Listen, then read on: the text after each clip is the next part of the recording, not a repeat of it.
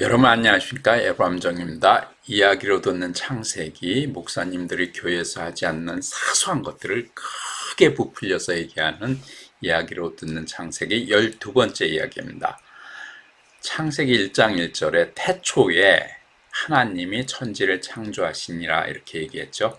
태초에 시간 부분은 이제 지난 시간까지 했고 오늘부터는 하나님이라는 부분에 대해서 몇 번에 걸쳐서 시리즈로 이야기하려고 합니다. 오늘은 그 첫 번째 사랑의 하나님에 대해서 말씀드리려고 합니다. 하나님은 기본적으로 우리에게 너무너무 크신 분입니다. 그래서 그 누구라도 하나님의 모든 부분을 만질 수는 없습니다. 우리가 그 유명한 장님이 코끼리 만지기인데 이 장님이 지금 상하 부분을 만지고 코 부분을 만지고 아니면 다리 부분을 만지고 이게 코끼리가 이거다. 등 부분, 귀 부분 만지고 꼬리 부분 만지고 이게 이거다. 하나님 이거다. 이럽니다. 여러분들도 하나님의 모든 부분을 만지는 분은 없습니다. 설령 아무리 큰 사역자가 오신다 할지라도 그분도 역시 한 부분이냐 두 부분이냐 아주 일부분만 만지지 모든 것을 다 만질 수 있는 부분은 그런 분은 없습니다. 제가 현재 만지고 있는 부분은 코 부분과 상하 부분입니다. 남아프리카 공화국의 크루거 국립공원에서 코 부분이 잘려진 그런 코끼리가 발견된 적이 있습니다. 근데 이 코끼리는 코가 없어서 문제가 아주 심각하게 됐는데 코 부분으로 기본적으로 세 가지를 합니다. 하나는 숨 쉬는 거. 이 코끼리는 코가 잘라져도 숨 쉬는 데는 문제가 없을 겁니다. 다른 두 가지는 물을 코로 이렇게 빨아들여 가지고 먹는데 그게 문제입니다. 코끼리가 점점점 크면은 이 물을 먹기 위해서 쟤는 무릎을 꿇고 해야 되는데 굉장히 위험할 겁니다. 그리고 풀 먹을 때 코로 이렇게 잡아가지고 먹자. 왜 코끼리가 저렇게 됐냐면 제 생각에는 아마 물을 먹다가 악어의 공격을 받지 않았을까 이렇게 생각합니다. 아무튼 굉장히 불행한 케이스인데 지금은 이제 저 옆에 있는 코끼리가 어미코끼리인데 어미코끼리가 지금 다 해주고 있다고 합니다. 그래서 물을 먹을 때 아니면 먹이를 먹을 때 아마 다 먹여주는 것 같아요. 저 코끼리는 기본적으로 이제 살아가는데 세 가지 문제가 접할 겁니다. 보통은 동물들이 처음 일정 기간만 자기 자식으로서 잘 보살펴줍니다. 그래서 개가 이제 강아지를 낳으면은 2달 정도만 젖을 잘 먹입니다. 2달이 되면은 강아지 이빨이 나와서 아프기 때문에 젖을 더 이상 물리지를 않습니다. 그리고 설령 젖은 뗀다 할지라도 더 오랫동안 있으면은 어미개가 강아지들을 이렇게 내칩니다. 자기 영역에서 나가도록. 근데 이제 코끼리는 기본적으로 머리가 훨씬 더 좋습니다. 그래서 아마 저 새끼 코끼리를 자기 자식으로서 더 많이 보살핌을 해주긴 해줄 텐데 두 번째는 코끼리가 보통 물을 하루에 90kg를 먹는답니다. 풀을 90kg에서 220kg를 먹는답니다. 그러면 저 어미 코끼리가 설령 저 새끼 코끼리를 평생 해준다 할지라도 저 어미 코끼리는 2배의 일을 항상 먹는 거, 마시는 걸 2배의 일을 굉장히 해야 되는데 그게 보통 일이 아닐 겁니다. 그리고 또 한 가지 세 번째 문제는 어미 코끼리가 지금 몇 살인지 모르는데 저 어미 코끼리가 분명히 새끼 코끼리보다 먼저 죽겠죠. 그러면은 혼자 남았을 때 그랬을 때 문제인데 코끼리의 코는 저 생명 부분에 해당됩니다. 그러니까 제가 만지는 하나님의 코는 이 생명 부분을 제가 계속 만지고 있죠. 상하 부분은 뭐냐면은 이 공격하는 거. 하나님이 무엇을 공격할까요? 사탄을 공격하겠죠.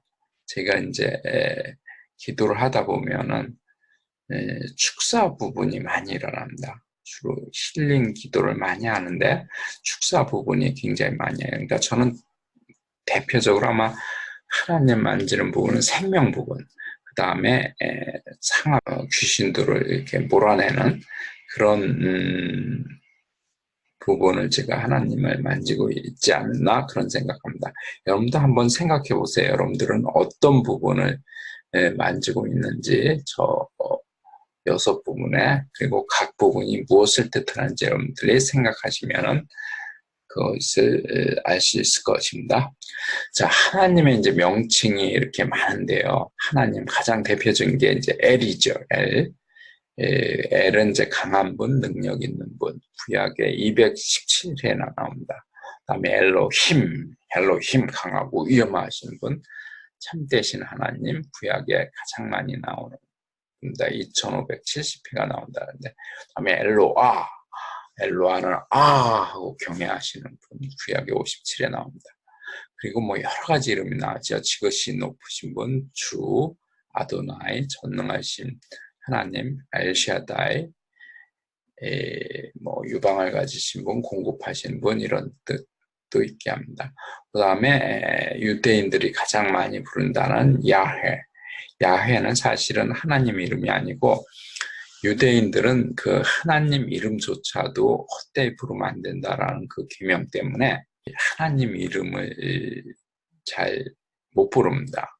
그래서 저 야훼는 실제 하나님을 뜻하는 어떤 그 첫 자들을 이렇게 뭉쳐놓은 거래서 야훼라고 하는데, 그 다음에 만군의 여호와 이름, 하나님, 주, 아버지, 이것뿐 아니라 엘실다이, 불변함, 항구적인 힘, 옐롬, 지극히 높으신 분, 올람, 영생하시는 분, 베델의 하나님, 엘로아 이스라엘의 하나님, 그 다음에 뭐 여러 가지 있죠. 창조자, 심판자, 왕, 모든 육체의 하나님, 반석, 목자, 방패, 산성, 빛, 힘, 피난처, 해, 아버지, 어미제, 도움, 그늘, 분깃, 구속자, 전사, 토기장이, 남편, 생수의 근원, 이슬, 사자, 표범, 곰, 사랑, 뭐 나는 이시다, that I am,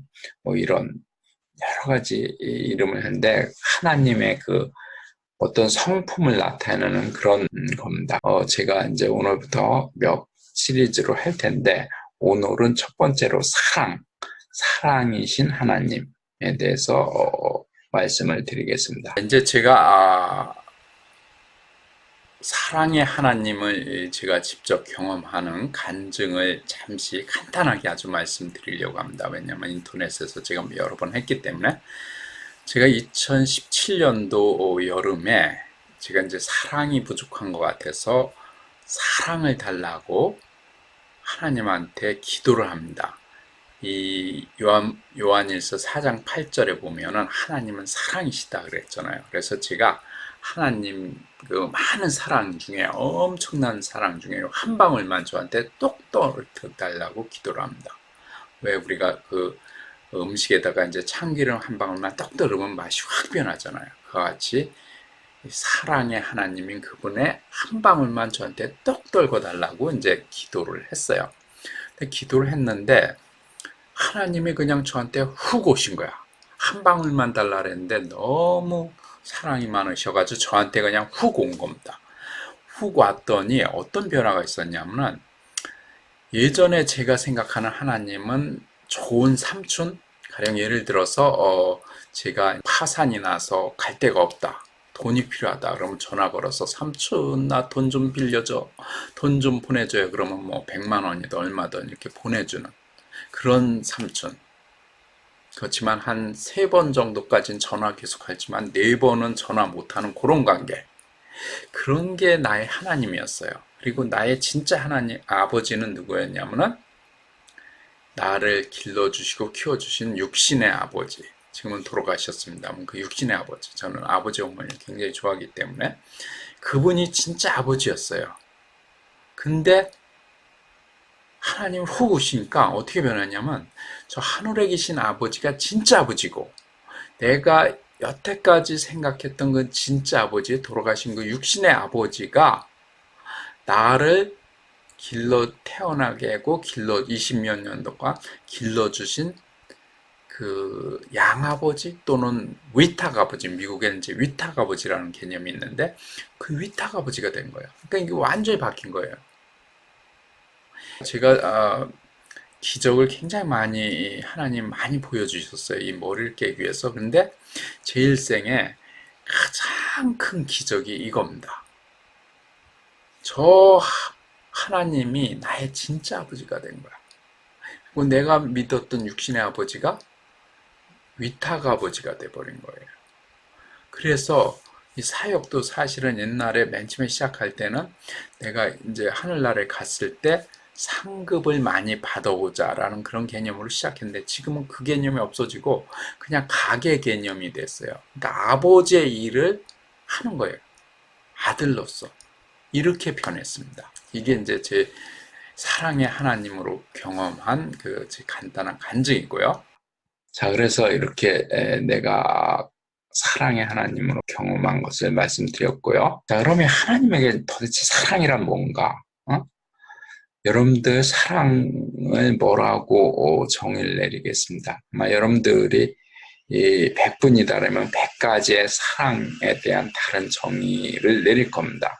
사랑 그러면 벌써 한 4-5가지 정도는 생각이 나잖아요. 꼭 한 가지만 말씀드리겠습니다. 어차피 제가 여러분 4-5개만 말씀드려도 마음에 안 들 겁니다. 그래서 한 가지만, 하나님의 사랑이란 뭐냐? 한 가지로 정의를 하면 저는 줌으로 하나 되는 거, 주는 거죠. 무엇인가를 주는데 그러므로 하나 되는 거, 이걸 사랑으로 저는 정의를 하겠습니다.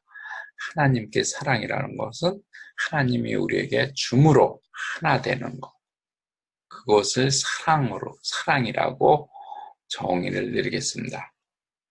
에베소서 1장 4절 5절에 이런 말씀이 있죠. 창세전에 그리스도 안에서 우리를 택하사 우리로 사랑 안에서 우리로 하나님이 무엇을 줌으로 하나 되려고 하는데 무엇을 주냐? 그 앞에서 거룩하고 흠이 없게 하시려고 그 기쁜 뜻대로 우리를 예정하사 예수 그리스도 말미암아 자기의 아들들에게 하셨으니, 그러니까 하나님 무엇을 줬냐면 거룩과 흠이 없음을 주신 겁니다. 여기서 사랑 때문에, 사랑 안에서. 그래서 우리가 거룩하고 흠이 없어요. 하나님 안에서는, 그분 안에서는 그분이 거룩과 흠을 주심으로 우리가 그러한 존재가 되고, 그래서 예수 그리스도 때문에 우리가 그분의 아들이 된 겁니다.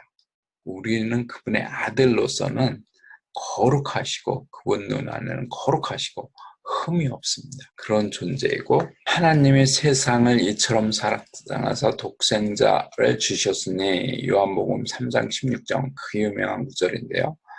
이처럼 사랑하사 무엇을 줬어요? 독생자를 주어서 우리와 하나 되는 겁니다. 원래는 죄인이어서 우리가 하나님과 분리되어 있었는데 하나님이 사랑하사 하나님이 독생자를 주셔서 우리와 하나 됐다는 그런 뜻입니다. 하나님이 무엇인가를 줘서 우리가 하나 되는 것이 하나님 사랑이 표현되는 그런 방법입니다. 그래서 하나님이 우리를 사랑하사 우리에게 독생자를 주셔서 우리가 죄인이었다가 그분의 아들이 되는 권세를 주신 겁니다.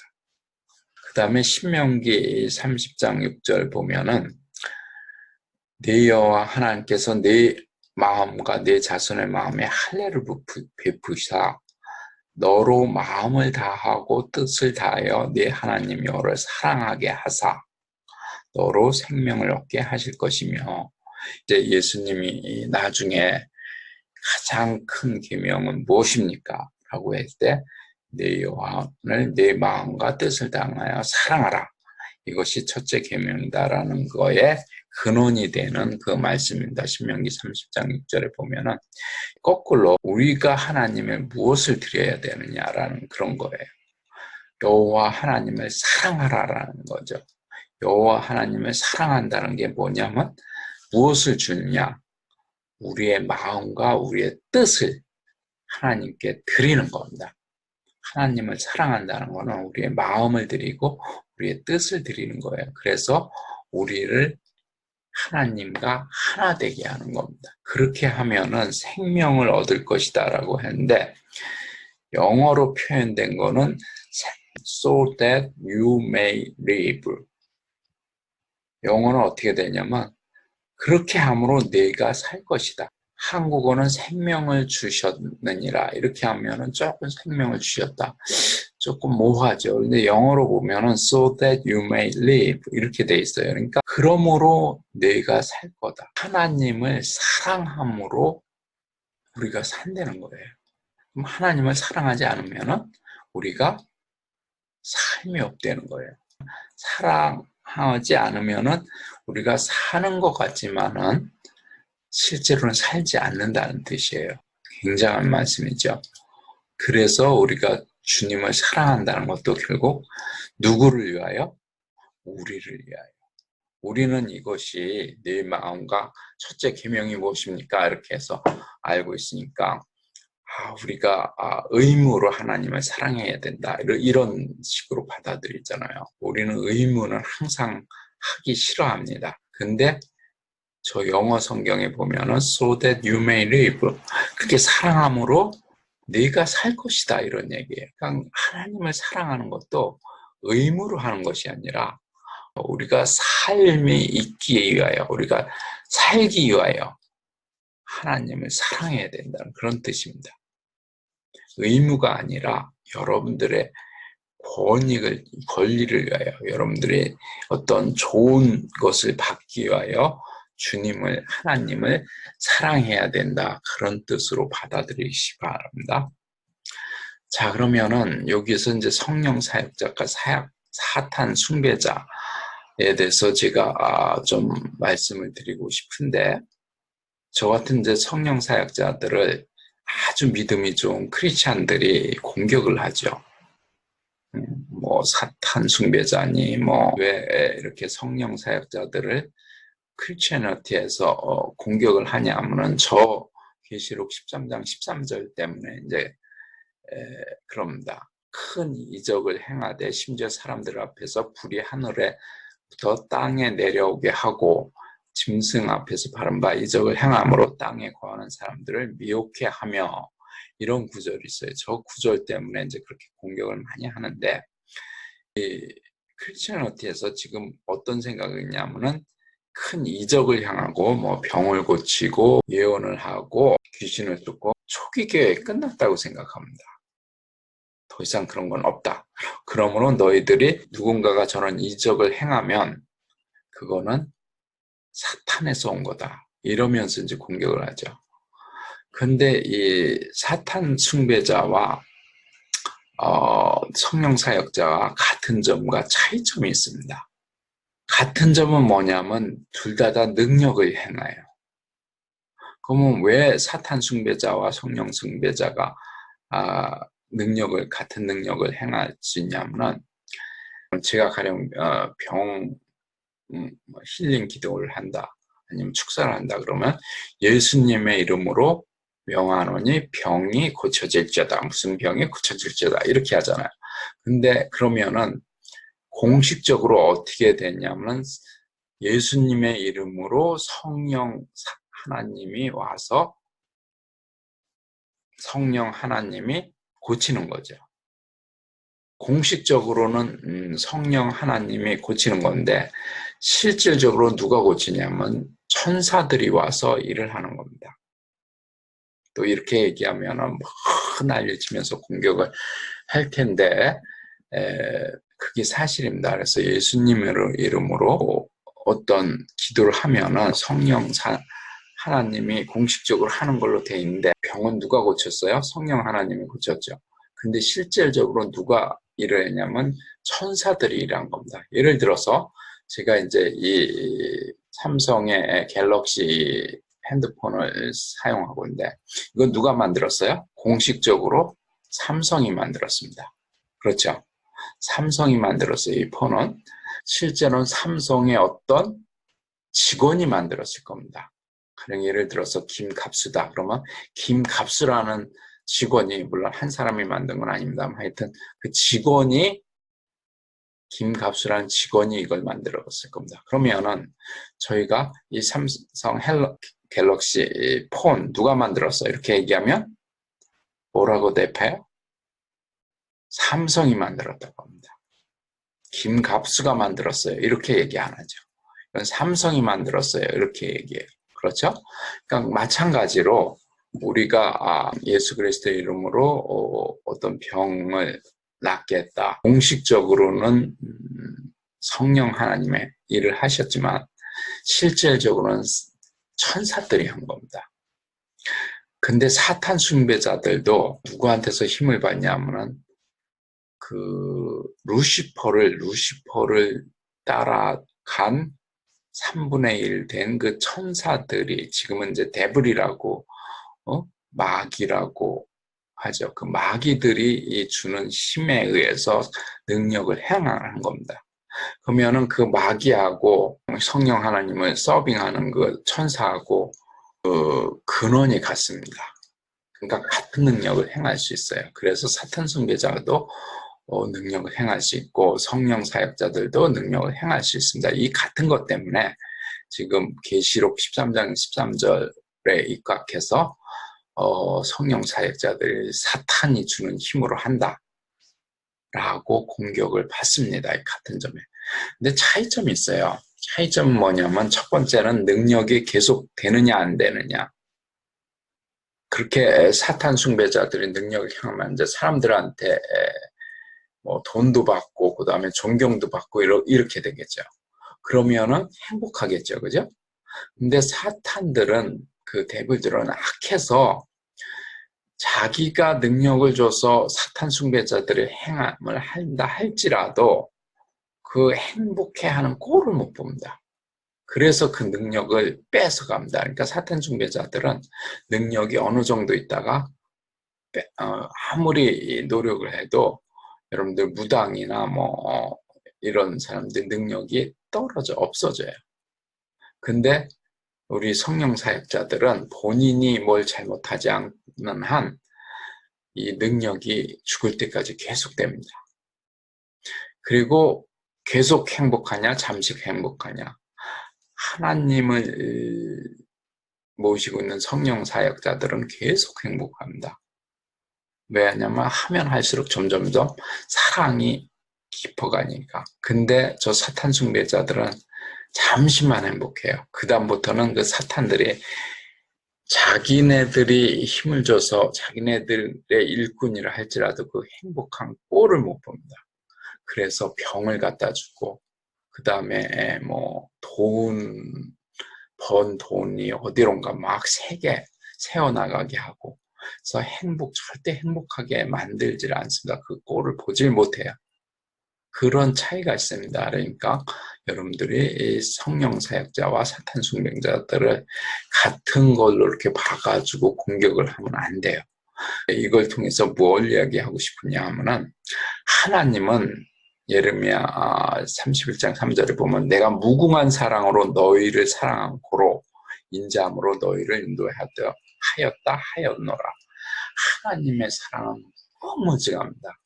그래서 우리가 성령 사역하시는 분들은 무엇을 굉장히 중요한 걸 봐야 되냐면 내가 지금 계속 하나님을 사랑하는가, 이런 걸 계속 체크해야 돼요.